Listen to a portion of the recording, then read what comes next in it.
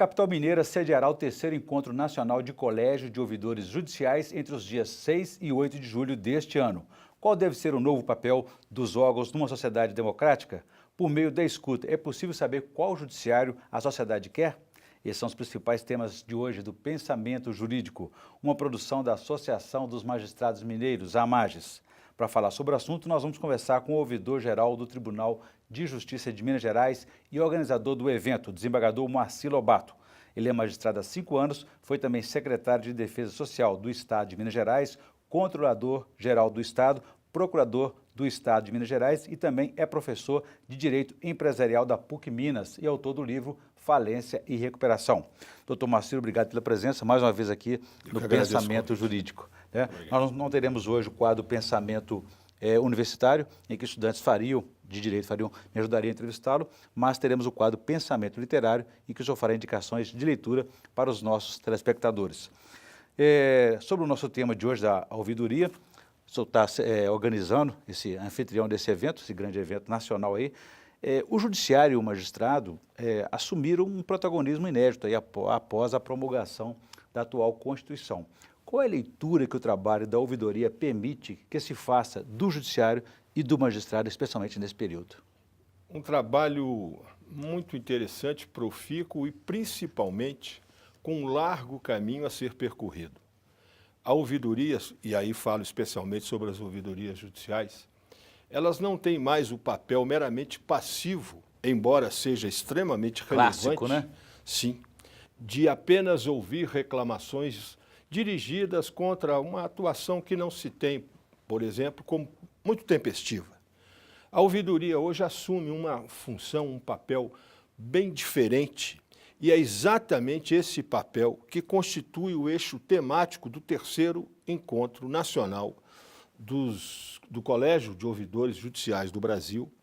A promoção é do colégio, é do COJUD, e eu, na qualidade de primeiro vice-presidente do colégio e anfitrião deste evento, digo a todos os interessados, os espectadores, que teremos a oportunidade de discutir, de refletir e de, muito possivelmente, avançar de maneira significativa no campo das competências das ouvidorias judiciais. Assumindo, então, um novo papel, um papel de mais protagonismo também, naturalmente, nessa relação sociedade e judiciário. Sim, e apenas para que tenhamos todos aí o conhecimento de 2 exemplos.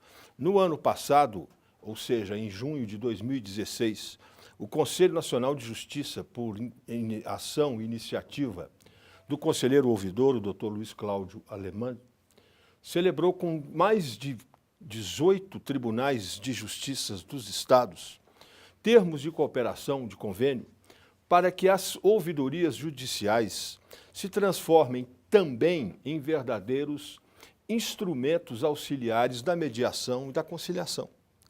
Em Minas, por exemplo, e logo após esse documento, já em setembro de 2016, o NUPEMEC, o Núcleo Permanente de Mediação de Conflitos, não é?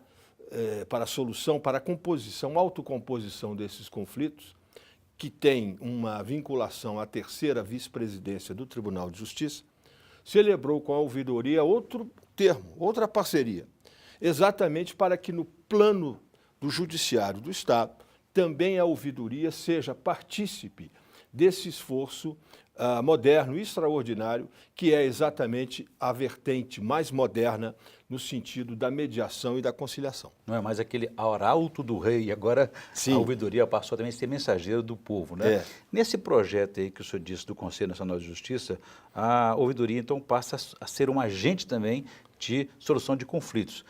Os servidores da área, eles são treinados a fazer a conciliação, a mediação, ou apenas estimulam que ela seja feita? Na verdade, há que se definir muito bem o papel institucional de cada órgão ou instância que esteja envolvida nesse processo.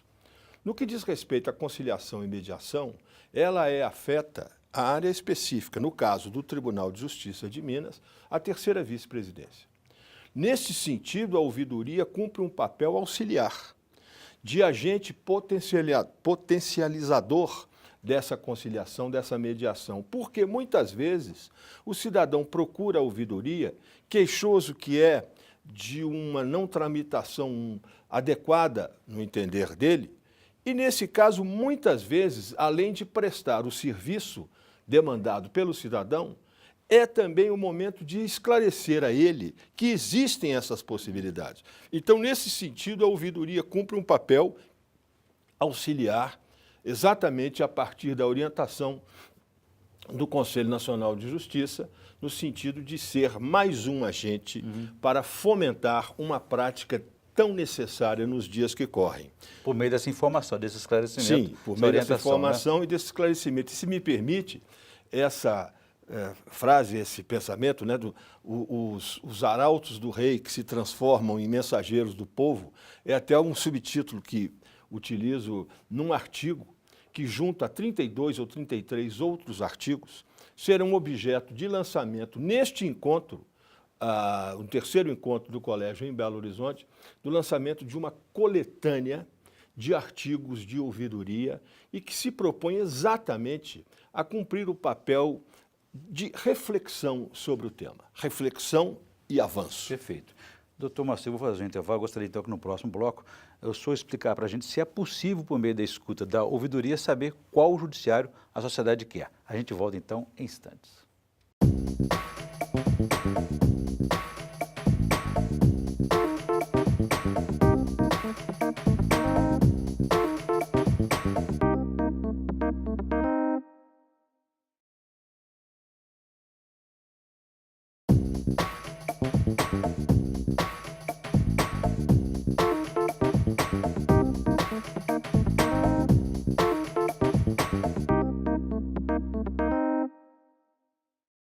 Estamos de volta com o Pensamento Jurídico, uma produção da Amages. Participe de nosso programa pelo e-mail pensamento@amages.com.br. Hoje estamos discutindo sobre o terceiro encontro nacional de colégio de ouvidores judiciais em todo o país, que acontece aqui em Belo Horizonte. O nosso entrevistado é o anfitrião desse encontro, organizador desse evento, o ouvidor-geral do Tribunal de Justiça de Minas Gerais, desembargador Moacir Lobato. Doutor Moacir, deixei para o senhor uma questão no bloco anterior a respeito dessa possibilidade. A ouvidoria permite que o próprio judiciário se conheça mais através do cidadão, através do jurisdicionado? O principal papel que pode cumprir uma ouvidoria judicial hoje, e de modo geral as ouvidorias públicas, é exatamente a de constituir-se em instrumento auxiliar de gestão. Na medida em que são identificados problemas, questões em que geograficamente se acumulem, em que haja uma insatisfação ou uma satisfação considerável também, porque a ouvidoria não só recebe reclamações, como sugestões, como elogios, etc. Isso pode e deve ser levado ao gestor maior, no caso a presidência do tribunal, para conhecimento e para a adoção de práticas e de medidas cuja finalidade esteja exatamente em aprimorar a relação do Poder Judiciário com a sociedade. É isso que se busca. Na verdade, o que se quer de toda a ação, de todo o trabalho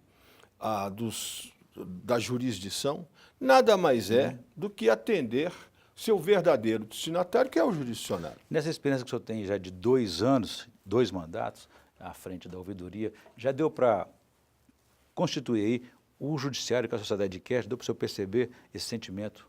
Na verdade, isso é sempre, ou constitui sempre, um processo, não há uma verdade definitiva. Eu quero aqui fazer um esclarecimento no seguinte sentido. As ouvidorias no Brasil, elas ganharam muito impacto e algum prestígio a partir da Lei 8.078, conhecido Código de Defesa do Consumidor.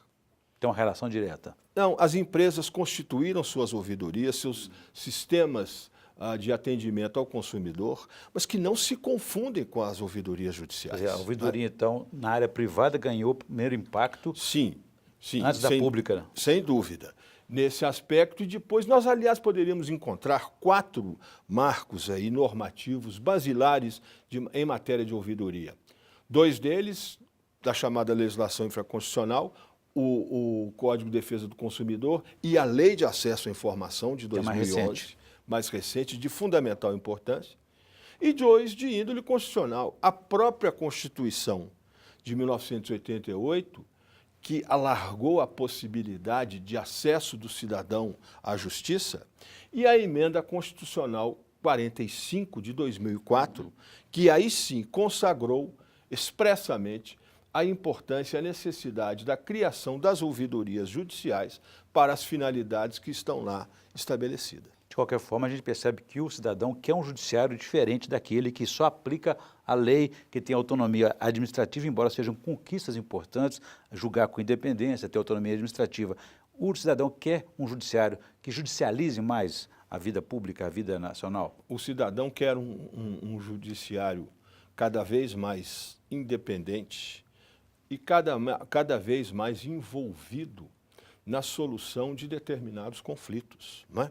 Nós temos uma excessiva judicialização no Brasil e, quem sabe, no mundo, né? Decorrente de outros aspectos, até de natureza psicanalítica, que não tem agora muito espaço. Mas o que se pode ver objetivamente é que o desafio do magistrado hoje é ser participante, ativo, independente, sem perder essas suas características e envolvendo-se de maneira sempre crescente com os problemas da sociedade, da qual ele é parte integrante. E não pode ele é parte ignorar, da solução. então, essas manifestações da realidade em que ele participa. Sim, não se pode ter uma postura, não é? Altiva e distante, como se tivéssemos o magistrado na figura de um semideus inatingível e que do cume de uma montanha de sua sabedoria, lá de cima, dissesse aos cidadãos, ao povo de modo geral, o que fazer. Hoje, o judiciário que se quer, e esse é um avanço em que a ouvidoria se sente muito integrada, é de realmente darmos uma nova dimensão à magistratura sem que ela perca o que lhe é essencial: independência, autonomia e a noção própria de que constitui um poder da República, sem dúvida alguma. Tão importante quanto conhecer a doutrina e a legislação, também é importante conhecer a realidade para decidir melhor, né?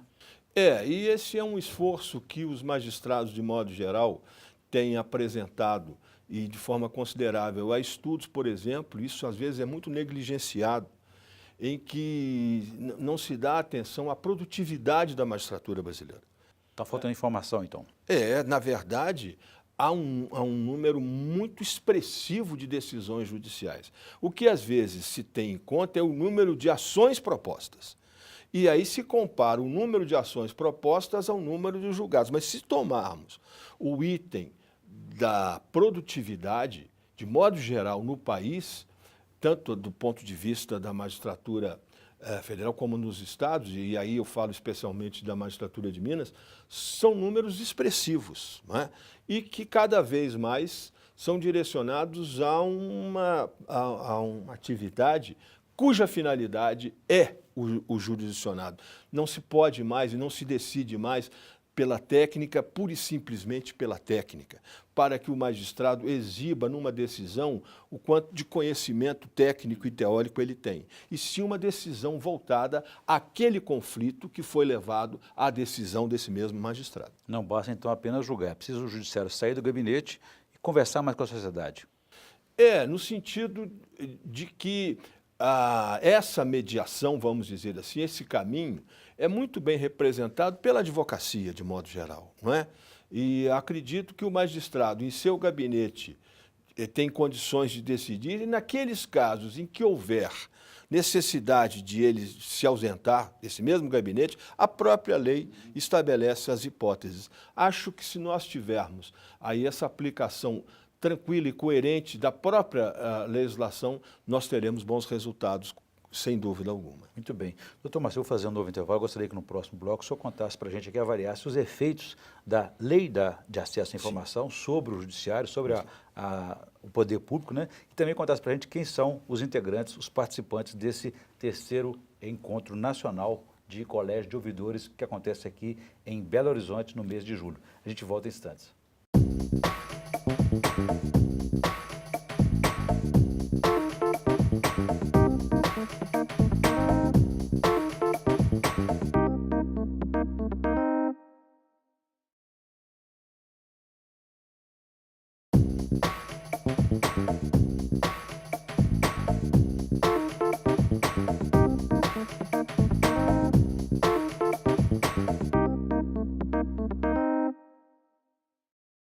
Estamos de volta com o Pensamento Jurídico, uma produção da Amages. Hoje estamos debatendo o novo papel do ouvidor geral, ouvidor judicial do Judiciário Mineiro e também nacional, a partir do terceiro encontro nacional de Colégio de Ouvidores Judiciais aqui em Belo Horizonte no mês de julho. O nosso entrevistado é o ouvidor geral do Tribunal de Justiça de Minas Gerais e organizador do evento, desembargador Moacir Lobato. Doutor Moacir, então deixei para o senhor uma questão no bloco anterior a respeito dessa organização aí. Esse encontro que acontece aqui em julho só terá a participação de ouvidores judiciais? Sim. Em princípio, são eles que compõem e que integram o colégio de ouvidores, o chamado COJUD, cuja presidência é do desembargador gaúcho Altair de Lemos Júnior. E nesse caso, nesse encontro, nós teremos como eixo temático o Poder Judiciário e a sociedade democrática, o papel das ouvidorias judiciais. Uma experiência ou a reflexão a partir de muitas modificações, sobretudo agora, com a edição historicamente recente da Lei de Acesso à Informação, que é um instrumento que transformará a administração pública brasileira de maneira muito intensa. Já vem colhendo alguns resultados. Outro dia ainda, eu tive a oportunidade de assistir um programa televisivo e que se dizia, por exemplo, que é bem satisfatório o nível de informação produzido nas três esferas, sobretudo, se bem me lembro, de executivo e judiciário. Mas há um problema sério, o acesso a essa informação pelo usuário. Uma linguagem fechada, hermética, e que demanda muito esforço, inclusive dos que dominam amplamente uma tecnologia de informação. Quer dizer, o que nós precisamos é tornar efetivo ou efetiva não só essa integração do cidadão ao judiciário, mas, sobretudo, de transformá-la, de vazá-la numa linguagem acessível, em que as pessoas tenham, de fato, a possibilidade, numa sociedade democrática, de acompanhamento desse conjunto de informações. É isso que, vamos dizer, como eixo principal, se quer discutir no terceiro encontro do colégio. Ou seja, o cidadão não quer só que o judiciário, ele sempre reclama da morosidade, ele não quer apenas que o judiciário dê resposta aos 100 milhões de processos que tramitam hoje no judiciário. Ele quer participar mais, ele quer mais informações, que o judiciário preste contas também. Esse é o, vamos dizer assim, né? É o stress test da democracia atual, né? Quer dizer, o grau de participação popular, em que medida isso se dá, respeitando e preservando a rigidez das instituições. Então, é caminhar numa trilha segura que permita consolidar esses avanços legislativos. Então, a Lei de Acesso à Informação, a Lei 12.527, ela, quando implantada de modo definitivo em todos os níveis e graus da administração pública brasileira, nos três poderes, trará, imagino, um novo perfil a essas relações do poder em face do cidadão. Ao mesmo tempo que diferencia as ouvidorias judiciais daquele sistema de atendimento ao cidadão comum no sistema privado, né? Sem dúvida, claro. Não se trata de fidelização de clientes, como as ouvidorias decorrentes das relações chamadas consumeristas, né? Sim. E os tribunais, os superiores, as instâncias superiores, eles têm prestigiado, investido nas ouvidorias? Tem, a ponto de, por exemplo, eu ter agora há pouco citado essa iniciativa do Conselho Nacional de Justiça.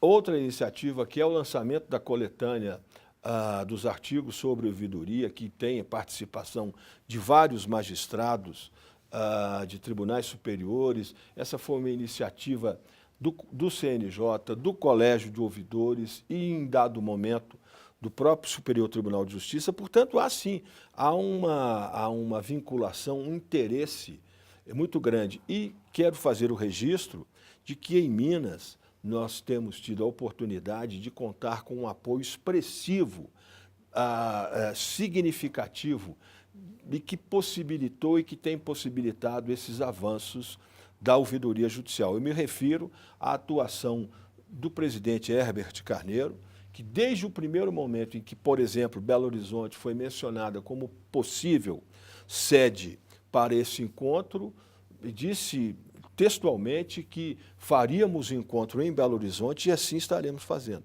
E ele vem, não só ele, mas toda a direção do tribunal, numa atitude muito comprometida com esse traço de modernidade que a ouvidoria judicial representa no judiciário de modo geral. Eu vou desse tema daqui a pouquinho, gostaria que agora o senhor fizesse a indicação de leitura para os nossos telespectadores no quadro Pensamento Literário, por favor.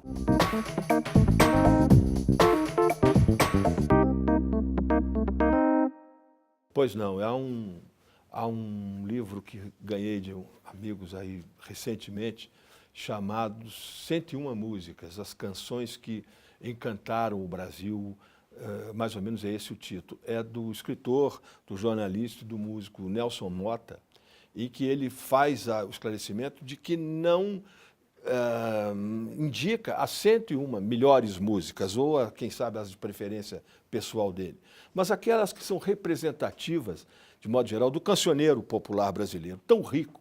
Vem a partir de Lupicínio Rodrigues, passa por Tim Maia, por Roberto Carlos, chega ao rock dos anos 80, enfim, é um panorama muito interessante sobre o surgimento dessas 101 canções tão importantes na música popular brasileira. É uma indicação que eu acho que constitui uma leitura muito agradável para todos os que se interessarem por ela. Muito bem, uma boa indicação.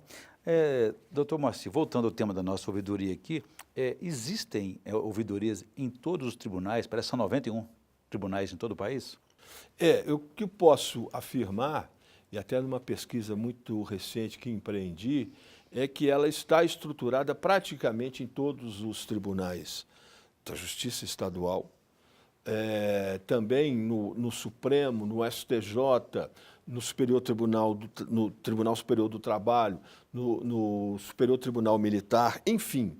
Essa ideia e essa disseminação das ouvidorias encontra eco no judiciário brasileiro de maneira amplamente satisfatória, sem dúvida. Não, é uma ideia nova, mas embora o papel seja sempre dinâmico, sempre em evolução, né? Porque até no Império tínhamos a ouvidoria. Sim. Até Tomás Gonzaga, poeta, inconfidente e magistrado, também esteve relacionado com essa função, Sim. né? E no século XVIII, ali pelo ano de 1780, 82, o inconfidente Tomás Antônio Gonzaga foi ouvidor em Vila Rica, não é? Dos ausentes e dos defuntos, e depois foi afastado das funções por desentendimento com o poder local, e a gente presume quais tenham sido esses desentendimentos, né? Tratava-se de um inconfidente do maior destaque.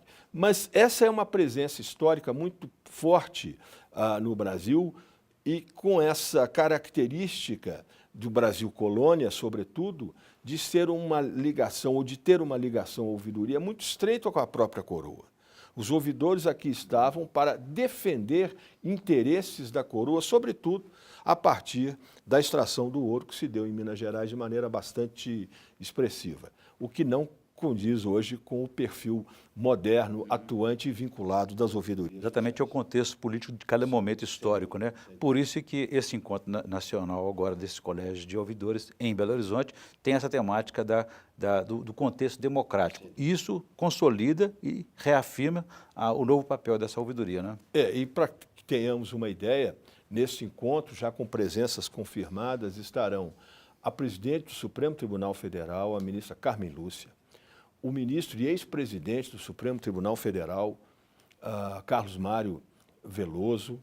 Estarão aqui também o professor e senador da República, Antônio Anastasia, um grande conhecedor, um grande técnico que domina amplamente essa matéria, o presidente do Tribunal da Relação do Porto em Portugal, o desembargador Henrique Luiz Brito, estará aqui também, e outras tantas personalidades e autores e magistrados vinculados a essas atividades próprias de ouvidoria. Então será um fórum muito profícuo, assim esperamos e assim imagino, de reflexão sobre o papel das ouvidorias, considerando o poder judiciário e a sociedade democrática na quadra em que vivemos nos dias que correm. Muito bem, eu conversei aqui com o desembargador Moacir Lobato, que é ouvidor-geral do Tribunal de Justiça de Minas Gerais e organizador do 3º Encontro Nacional de Colégio de Ouvidores Judiciais em Belo Horizonte no mês de julho. E discutimos aí o novo papel dos ouvidores judiciais e sua importância para o aperfeiçoamento do judiciário.